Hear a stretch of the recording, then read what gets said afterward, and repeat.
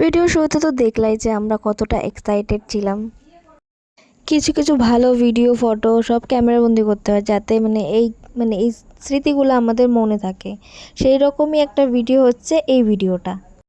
ভিডিওটা ছিল হচ্ছে 8ই মার্চের ভিডিও, আর আমি এটার মধ্যে আজকে দিচ্ছি ভয়েস ওভার।